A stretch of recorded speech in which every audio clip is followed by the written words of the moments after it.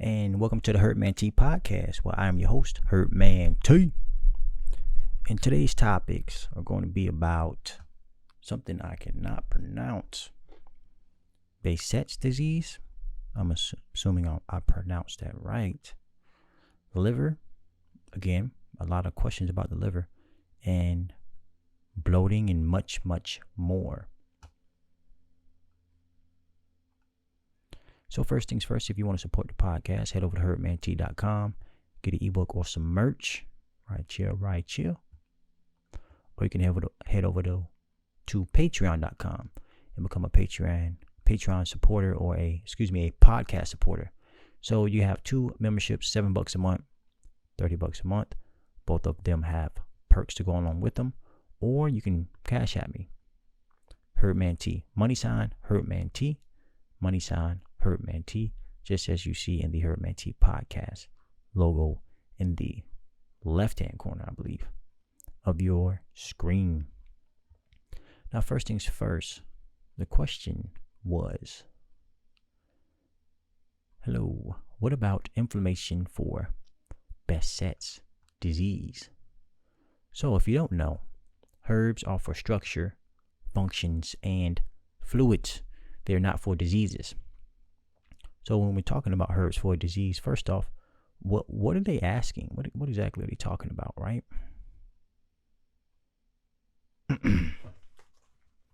Behcets. That's English for you. Disease, also called Behcets syndrome or Behcets syndrome, is a rare disorder that causes blood vessel inflammation throughout your body.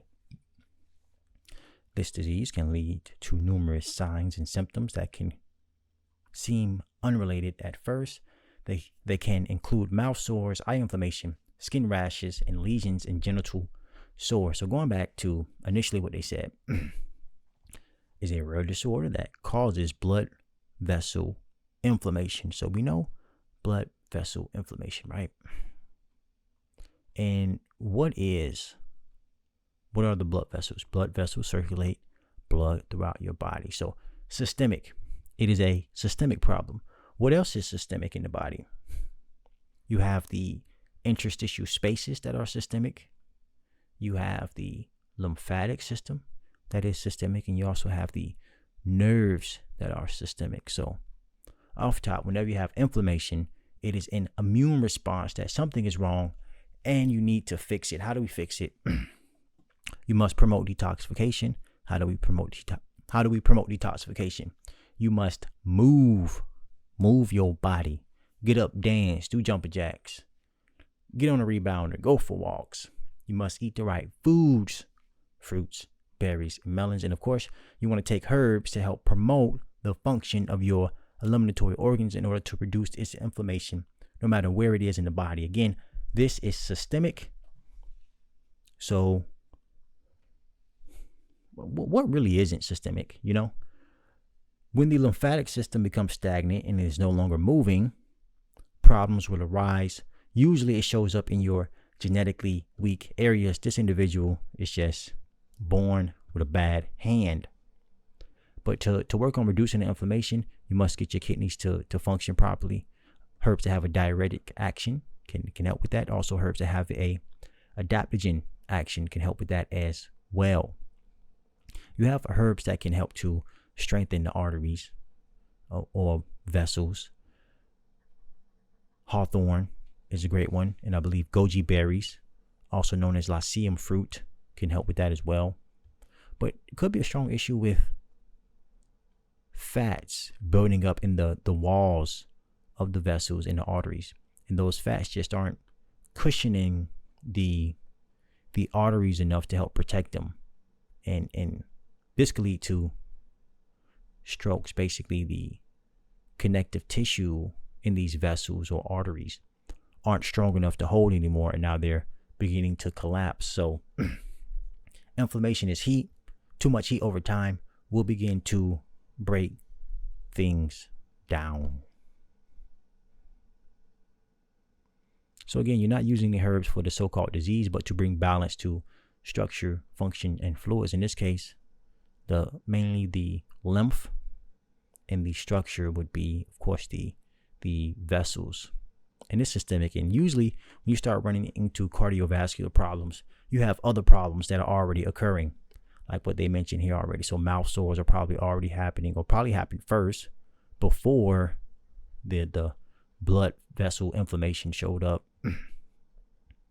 And from a systemic point of view, because you have mouth sores in the head area, and you have genital sores in the downstairs area. So how do they connect? Well, you have blood vessels all throughout the body. You have lymphatic vessels all throughout the body. So clearly there is a backup somewhere that's causing a problem.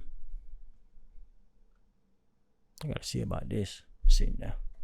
Let me try. Head up, chest out. See if that work. Man. Changing. I think I'm getting old, y'all. I think I'm getting old. Well, I think a couple episodes ago I mentioned that I started going to the gym. So definitely learning my second wind again. Not in the best shape as I was before, but I'll get there. Next question. Can you do one for the liver? Yeah, so I'll briefly go over some herbs for the liver. Burdock root, dandelion root, Oregon grapefruit, all can be used to help restore the liver's function. The liver produces bile. Bile emulsifies your fats. That way they can be absorbed in through your small bowel. You have bile emulsifies your fats. The pancreas then produces its enzymes to break down these fats even further. Then these fats are then absorbed through your bowel wall, specifically your small bowel, and into your lymphatic system. So the liver plays a role, you can say plays a role in your lymphatic system's function to a degree. Now, milk thistle is a herb that can help to regenerate liver tissue. Blessed thistle can be used to promote the liver's activity. But the liver also makes about 80% of the body's cholesterol. So whenever you become stressed out and you have fats going all around the body, you better believe that the liver is involved in moving those fats through the body. So, but not only that, when you're focusing on bringing balance to your liver, focus on the entire digestive system. So you want to, use bitters. Bitters will help to promote digestive juice function all throughout your digestive system. So it'll promote pancreatic activity, of course, liver activity, stomach activity, and in some cases, your salivary gland, so mouth activity as well. What herbs can I purchase from you to help with constant heavy bloating and back pain from bloating? Oh boy. Don't you worry about a thing. And as I mentioned before, we just gotta go old school to the 1080p. It's like 720. So the 4K cutoff, it only lasts so long, then it overheats. So is what it is for now. All right, I'm still here though. I ain't going nowhere. Always got to have a backup. So bloating, gassiness, right? So you may be, I mentioned, I think what last episode was it?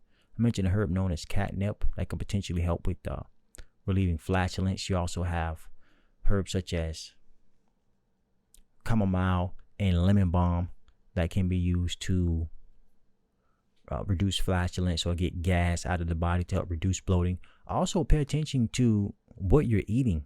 The way you're combining your foods could be causing you to bloat as well.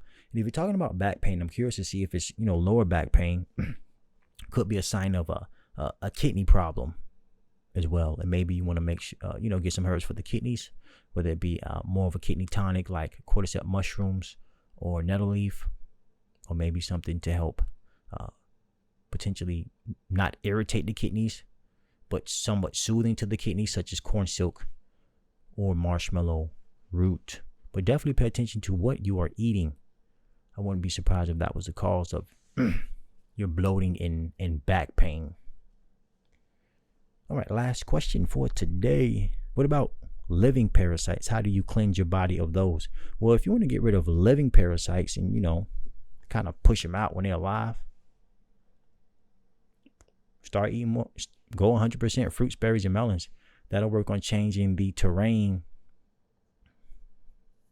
That'll work on changing your inner terrain and make the parasites less comfortable to where they just say, hey, I'm out of here. They have live parasites coming out your anus, just kind of squirming out of there. But usually I don't see any harm in, killing them first with some black walnut hull, tansy, herb, or some wormwood, hitting them with the KO first and then putting some laxatives in there to help push them out so they just come out while you're taking a dump. But definitely, if you want to get rid of living parasites or move them out of you while you're alive, start eating more fruits, berries, and melons. Cut out meat, cut out vegetables, etc. Give it, try it.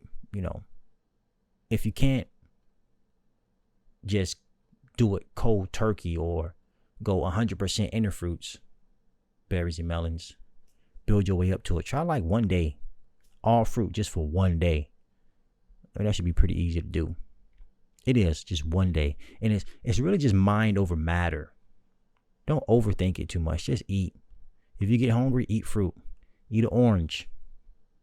Eat an apple. Eat a pear. I'm hungry. Just bite into it. I want some meat. Bite into it. Bite into the apple, etc. Get you some grapes, some berries, watermelon just for one day. Do it for one day. And if you can do it for one day, you can do it for 2. You can do it for 2. You can do it for 4. You see where I'm going with that.